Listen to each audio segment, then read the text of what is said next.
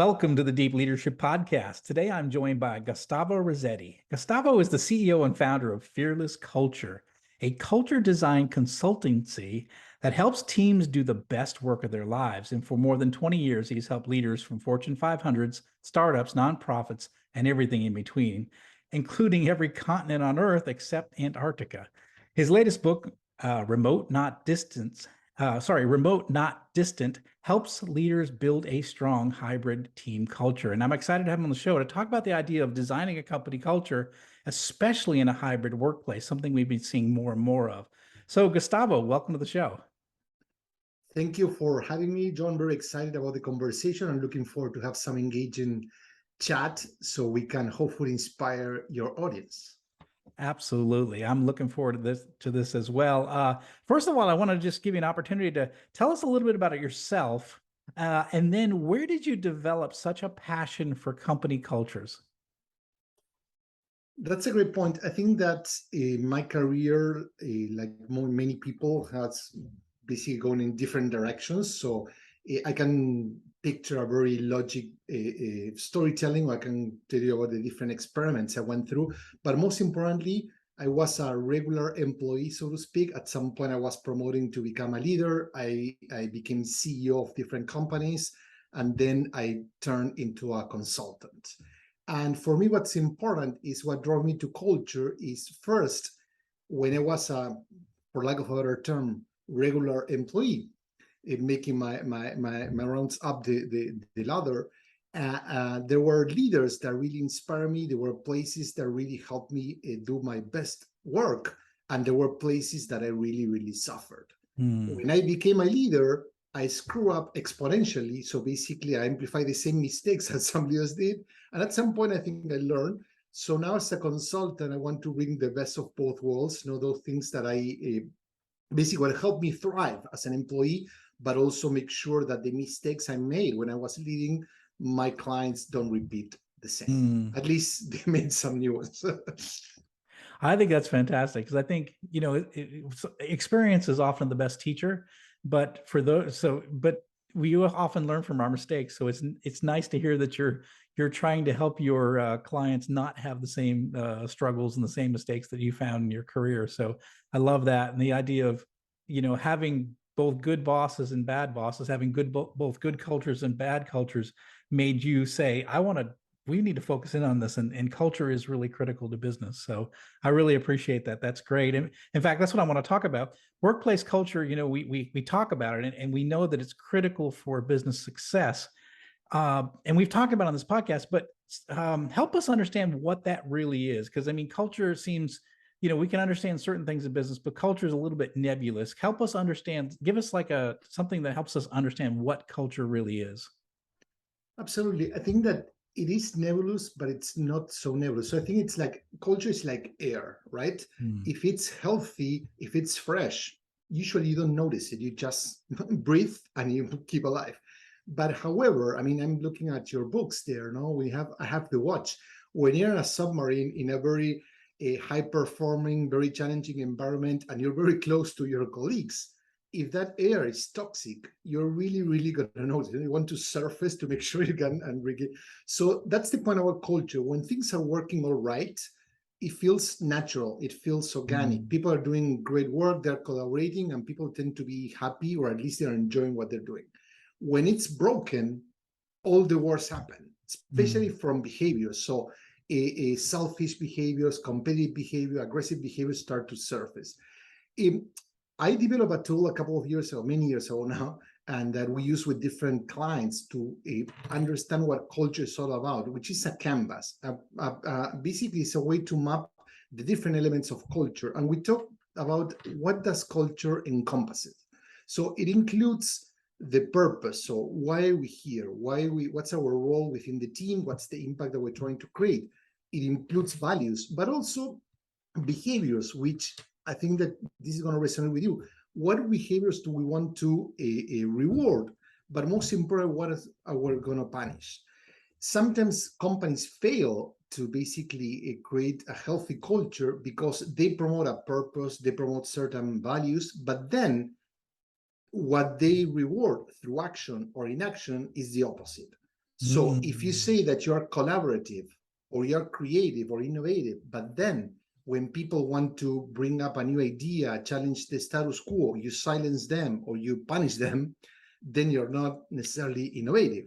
If you promote the most selfish manager, then you're not collaborative. So that's that kind of thing. It's important. And then there are other elements of culture that are more what we call the emotional side of culture, psychological safety. Do people feel safe to speak up, to participate, to engage? Feedback, how we help each other learn and grow, and rituals, which are ways of celebrating who we are. Lastly, the last component of culture is more functional. It includes meetings, decision making, and norms and rules. So when you can capture all those elements, culture not only becomes more visible but more concrete. It's not such an abstract construct. That makes a lot of sense, and I really like what you said in that you can say your purpose, values, behaviors are here, but it's really your actions that determine what the culture is. So if you're inconsistent with what your stated values are, then that's the culture. What actually is happening is actually what the culture is, not what you say you want it to be, which is very interesting. And it's a lot of same things with leadership. If we say one thing and do another thing, we're inconsistent, and it hurts us as leaders and our ability to influence others. People don't trust us when we're inconsistent. So when you have good company culture, when things are when your stated purpose, values, and behaviors, and you're consistent with those in the way you operate, what are some advantages? Companies that have good company cultures, what are some of those advantages that they have in the marketplace? I mean, from a fact perspective, there's a lot of research from the different consulting firms that show that those companies are more open to change, they are quicker to adapt, they're more innovative, and they do and deliver better business results. And of course, overall, people like to stay there and people are happier. I think that another thing that's important when it comes to operating, things tend to be more fluid. No, so there's no such thing as a perfect company. Let's make sure that that's a clear point.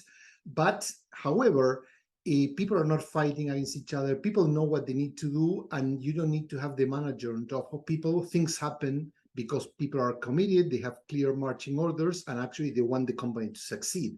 When the culture is broken, not only people get lost and there's a lot of infighting, but actually sometimes people say, I don't care. And when people stop caring, then everything goes south like this. Oh my gosh, infighting and apathy. I could tell stories in my years in corporate. I've been in cultures where it was constant infighting, and that was like that was the what you did. That's how you survived. And then the people underneath, it was just apathetic. It was just complete apathy. So yeah, I've been in broken cultures, and I can definitely feel. I can tell you this, that not much got done because it was just conflict, and everyone was protecting their own turf, and nothing really ever progressed. And it was not a company which was open to innovation and change. We were just in battle for our own little fiefdoms, and it was it was not a good place to work. I did not like working there. Absolutely. And I think no one does, and we all unfortunately experience one or two of those type of organizations. There are two signals. You mentioned how can we make sure that culture becomes more evident. One signal, if you go to a culture that's kind of toxic or fearful, the first point is when you meet the receptionist. Oh, No, rather than being like welcoming, whatever, you're going to see there's a lot of anxiety. If you're going to meet with one of the higher ups, the CEO, there's going to be a lot of different steps and barriers and controls that you need to go through, and people are going to be very anxious to make sure they don't screw up. That's one typical. No, the first, if people are relaxed, they're welcoming, they're having fun, then you can get that signal. Another signal is the meetings, how they manage their meetings. So cultures that are driven by fear, the meetings are designed, consciously or not, around the leader. It's about pleasing the leader. It's very political. No one wants to screw up. The leader is going to make all the decisions. They're going to be the first to speak up. So those things are important to understand where your culture is. Is it a collaborative, open culture, healthy, or it's more driven by fear or, to your point, toxicity when it goes to the extreme? Yeah, absolutely. And I've seen cultures like that, and I know exactly what you're talking about. I run a small business right now, a small manufacturing business, and you come into my place, it's like coming in, it's wide open because we're just all we're it's very tight. We're like a family. And so, there's going to be jokes, there's going to be like yesterday we had a couple of dogs in the plant. It's very laid back, and we get our job done, but we act like a family, and it shows. And so when visitors come, they're like, this place is neat. I remember we had a customer come in, and it just happened to be around that we were having our Thanksgiving, our annual Thanksgiving dinner, and we just invited him since he was in the plant. So join us, sit down. Well, you can join us for Thanksgiving dinner. And he said, I've been working my whole adult life and I've never seen anything like this, where this just a relaxed family kind of environment. And I think we've worked hard to build that culture, and we've worked hard to build a place where people like to come to work. And you can tell, and our customers can tell, and our visitors can tell, which is neat because, like you said, you sense it right when you walk in the front door. Is this a place that's uptight, or is this a place that, where it's open and collaborative? I think you can really sense that. Definitely. I mean, you can sense the air. I think that's a great point. You mentioned that you said we put a lot of effort. And that's something that some people sometimes forget. They think that culture is going to emerge organically. Of course, there are many elements, like culture happens at a team level, culture happens at a family level or a friendship level. No? Every group has a culture that brings those people together, or actually brings them apart. The If you talk about family, if you're controlling as a parent, then your children are going to do whatever they want, and actually the opposite that you try to dictate. If you create an environment of participation that's healthy, that's transparent, then that's the feedback that you're going to get. So I think that it's critical what you were mentioning. It's not just about size, but it's about design. So there are large companies that are healthy, and there are companies that have maybe 3, 5 employees and they're really toxic. Okay. Yeah, you're right. So it's not just size. That makes a lot of sense. So one of the things that struck me with your writings and what you do is this idea of designing a culture. That seems, it's like a designer suit. I was trying to help us understand, what does it mean when you say I'm going to design the culture? Perfect question. And I like that you mentioned designing a suit, because I'm going to start from that metaphor and then like a zoom out. When you're designing something, you're designing it for the person that's going to wear. So when I help my clients, I don't design the culture I want them to have, but it's the culture that they want to have, the culture that's going to help them succeed. But also in the end, when they're the ones wearing that suit, is it going to look them on them or not? And that's very important to keep in mind. We're not doing the work for our egos, we're doing the work that's going to help that particular company. So each engagement, each work with different companies is unique, and it's a challenge of its own. Design, sometimes when I started the discipline of culture design a few years ago, building on my experience in marketing and innovation, that we apply the human-centered design, many people felt, oh, you cannot design culture. So my response is, yes, you can, but also people associate design with control. Mm. And they say, no, culture happens organic. Well, design doesn't mean that we come out of the blue with, hey, this is how your culture is going to look like. We leverage both organic things, we leverage things that are already in place happening in that culture, and we help that organization grow what's already working, but also take care of what's not working. It's like taking care of a garden.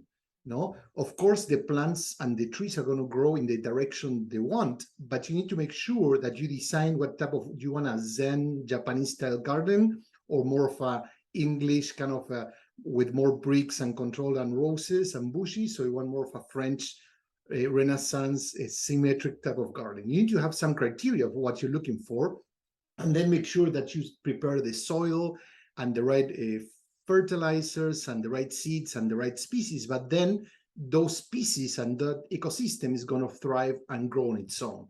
So as a leader, designing culture means, okay, I'm going to set the environment, but then you need to step back and let people do their thing, grow. So it's interesting that you said that, because we when you think of a lot of times leaders think they have to control everything, and what you're saying is that we design the way we want it to look like, but we allow people to grow into that and to fit into the design, if you will. And I like that a lot, because it's not about control. It is, in a way. In other words, you have an idea of what you want, but the people are going to take to it different ways, and you have to deal with the people in that culture and how they're responding and how they're I'll give you an example. If we say, we're going to have an open and honest dialogues in this company, right, and yet you have someone that's like lying or is deceitful or not and violating, so that's when the leader needs to step in and with that individual and say, it's not consistent with what we're trying to do here. And I would imagine that the leader's actions are important to reinforce the behaviors that you're trying to get. Is that right? Absolutely. I mean, you need to remove the weeds, no, so don't get in the way Yes. and don't hurt the people. And toxic are there animals that are eating the fruit that the tree are contributing to the garden? So definitely. However, you mentioned, for example, transparency, and I think it's important because not everyone is equal. So there are some people that are more extroverted; they like to talk more. There Mm, are people that are more shy, and both can be great contributors. And actually, people that talk the less actually are better for the team than those who are always talking. No, but our society rewards the first. What happens is that when, for example, we say we want to be transparent, that means not necessarily hiding, not being toxic. Some people might be more outspoken and other people might not, but that mm. doesn't mean they're not being transparent. So I I think it's agree. important that we calibrate those ideas to fit the different team members rather than push the culture just for a particular group. That's perfect. I like that a lot. I like that a lot. So I want to talk about your new book because I think it's pretty exciting. It's called Remote and Not Distance. And by the way, sorry, Remote Not Distant. I keep saying distance. Remote Not Distant, which You is rename it, so now I know the title of my new one. it's phenomenal. Such a great name, because we're dealing with remote and hybrid workplaces now, and we don't want to be distant. That's really important. So I really love the name of the book. And in this, you're tackling the idea of designing a culture in this hybrid remote world. So why? I mean, obviously, times have changed, and we have a new workplace kind of emerging. But why did you feel it was important to tackle the subject at this time? That's great. I think that since the pandemic started, and even before that, we were doing a lot of work remotely with different companies. And then when everything collapsed, the world was disrupted, companies were like afraid. Now, what do we do now? And we helped many of our clients adapt to working from home. But that was more like a band-aid. The Hmm. problem is now that wasn't, I mean, companies didn't have an option, right? The pandemic forced everyone to work from home, and actually, most of the companies that were reluctant to do that, even for one day, they had to do it full fledged. The point is, then when now we have an option and people can say, well, what are we going to do next? Many companies are defaulting to, hey, let's go back to how things used to be, Hmm. office centric, a 9 to 5 ish. I say 5 ish because it's 9 to 7, 8. Right. And the point is, it's like this is a lesson in disguise. I mean, everything that happens in life happens for a reason. And rather than learning and improving our workplace, are we just going to go back to things like they used to be? So my point is, I started working with different teams, helping them understand what used to work before the pandemic, what didn't work before the pandemic, what are the new behaviors, the new practices, the new things that came and were discovered. I mean, people realize, hey, I love my job, but I don't want to design my life around my job. I like to wake up in the morning, take care of my kids, take them to school, and they maybe start working a little bit later, and maybe working. I like this new flexibility where I can choose, hey, if I need to go to the office, I go to the office, but if I can save that commute time and do my work from home, and take a break and do some chores and then get back to work, I like that stuff as well. The point is, there are many beliefs that leaders have that are resisting this new work environment. Hmm. First is a lack of trust. before the pandemic, leaders believed that if people weren't visible, they weren't working. So they create this culture of endless meetings, endless emails, because people need to show that they're busy to be perceived as efficient. So rather than encouraging people to be great at what they do, they encourage a culture of presentism. Mm. Then we create a culture of virtual presentism. We know that people are working at least 1 hour more per day just to show off to their colleagues and their bosses to see, hey, I'm here. Not because they're doing work, but basically they're creating Zoom calls, they are sending emails just to say, hey, I'm alive and a hard worker, which is so those are really bad practices. And the purpose of the book is to help companies rethink and how to bring together the best of both worlds, the Mm. in-person and the remote. Remote give us flexibility, remote give us time to work at our own pace, give us the distance for us to have perspective in making decisions, be more rational about it. And the in-person is about which tasks require that well together, like building belonging, creating connection between team members, but also challenges that require they're all in the same place and we can tackle them together. So that's kind Mm. of the approach and why I wrote that book. I think it's really important that it's really timely. As you went through the book and you did some research, what are some companies or leaders or teams that are doing a really good job with this, this hybrid culture? Do you have any stories, and what's made those situations work as well as they have? Absolutely. And one thing that's interesting, I interviewed different types of companies, from large, from smaller, from more tech-driven companies. Some people only focus on tech-driven companies, which for them is easier to shift to a more flexible environment because of the work they do.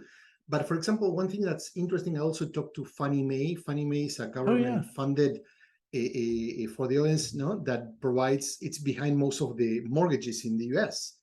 And it's interesting how in a government-based company, they embrace a hybrid and they allow team members, which is one critical thing to happen. They allow team members to create their own experiences, to design their own stuff. And one thing that I uncovered in Fannie Mae in particular is rituals.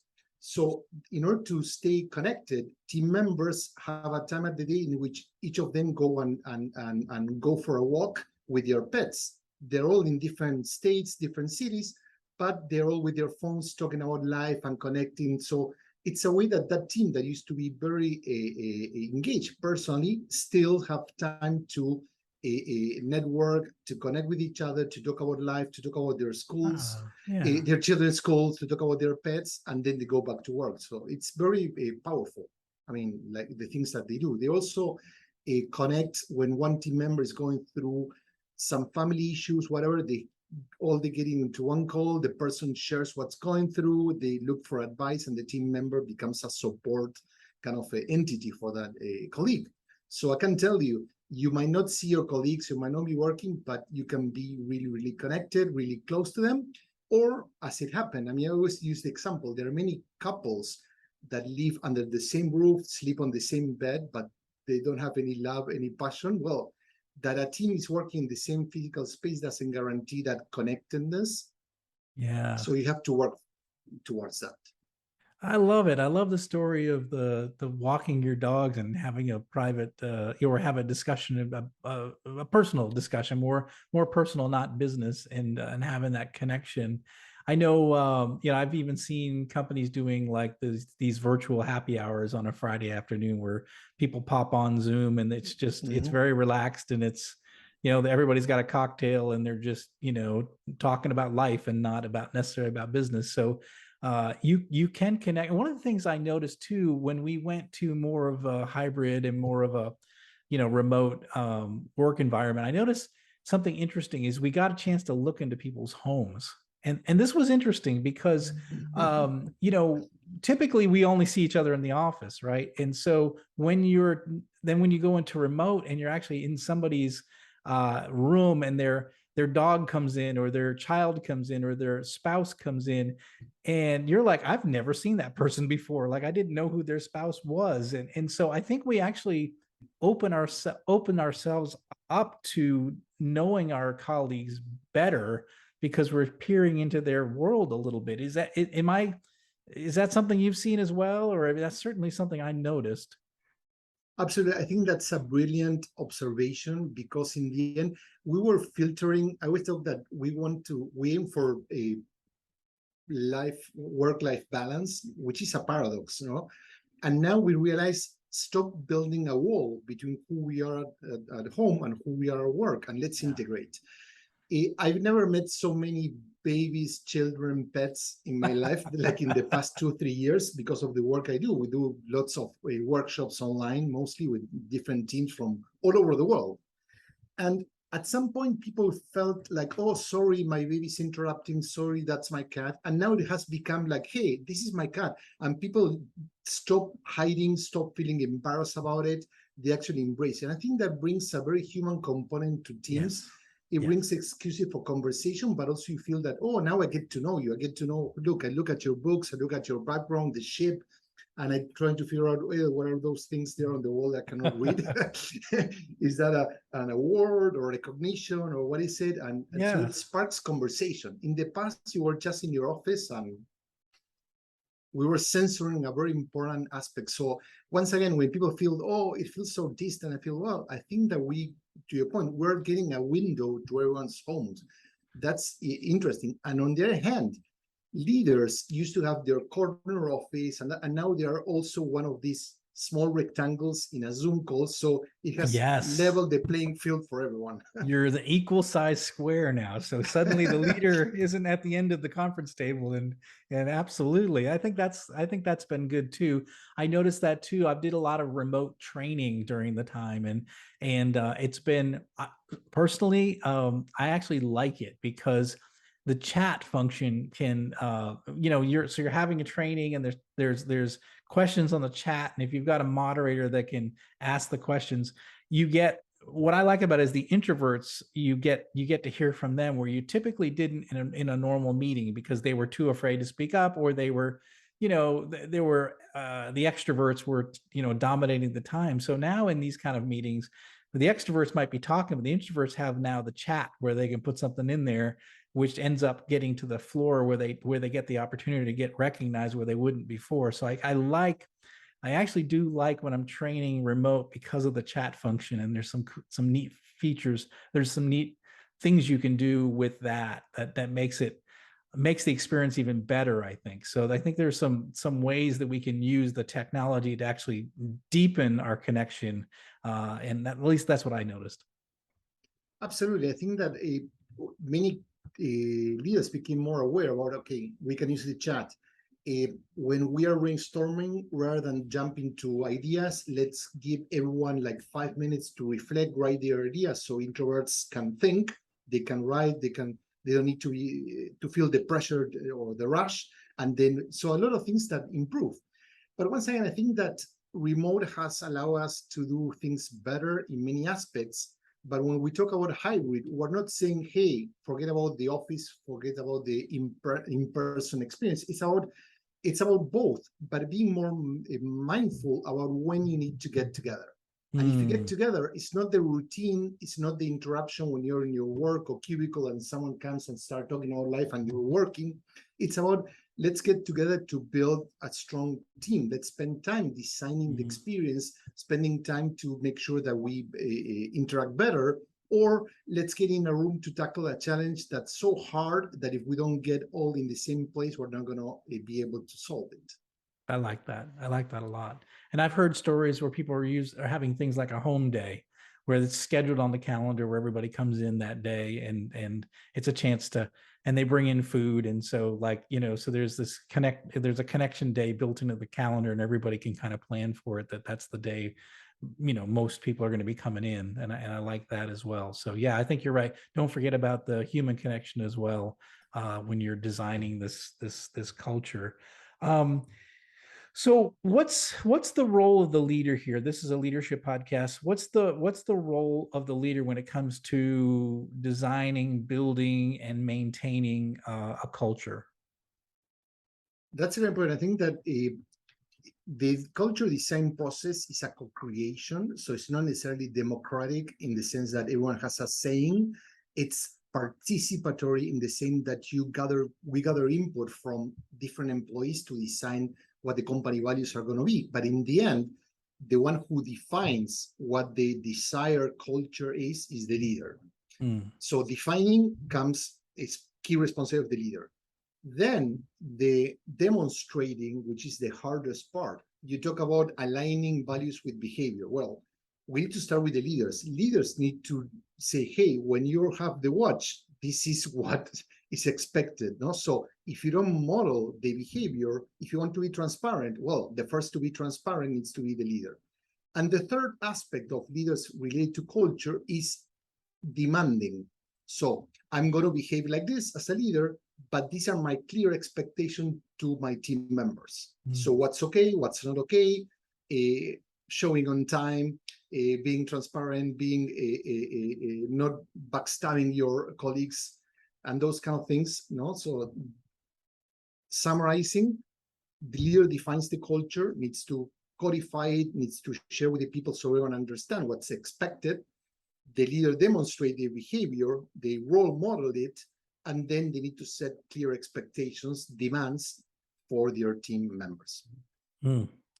Very powerful, very important role that the leader plays in building and maintaining absolutely the culture. That's really powerful. Well, this has been fantastic conversation. I've learned a lot, and I think we've just scratched the surface on the work that you did with this new book. The new book is called Remote, Not Distant, and I really highly recommend it, especially those companies that are still going into either remote or using a hybrid culture now. This is our workplace. This is a great way to build, maintain, and create a great culture in your company. So, so how can people find out more about your company and this new book? Absolutely. The book is available in many online retailers. I mean, if you shop on Amazon, you're going to find it there, but it's also on Target, Walmart, online, or Barnes and Nobles. So if you search for Remote Not Distant, you're going to find it pretty quickly. And if you want to connect with me, the best way is LinkedIn. So luckily, there's no other Gustavo Razzetti with double Z, double T. So and I'm very active there, always publishing stuff. So articles and free tools. If you're looking for more advice, I like to share everything that I learned through my practice with people. So that's the best way to get started. And then you can go also to our website, which is fearlessculture.design. And once again, we have a weekly newsletter. It's free with lots of advice for companies, lots of free resources that you can download as well. Okay, fantastic. We'll put links in the show notes for those resources. And Gustavo, I really appreciate you coming on the show and sharing this. This has been really fascinating. And I think, again, leaders, culture is really important, and you play a major role in designing, building, and maintaining that culture. So I highly encourage you to look up Gustavo and his on LinkedIn, connect with him. We'll go to his website, find these resources, and build a better culture in your company. So Gustavo, thank you again for coming on the show. Absolutely. Thank you, John. I'm looking forward to connect with your audience. I really enjoy it, and I love that you are bringing your personal experience as a former employee and as an entrepreneur and leader in terms of what it takes and how difficult it is to build a culture. And you're doing a great job. So congratulations on that. Well, thank you very much. Well, that's it for today. Thank you for listening to Deep Leadership. If you like this podcast, please subscribe and share so we can continue to build a world with better bosses. Until next time, this is John Rennie saying take care and lead well.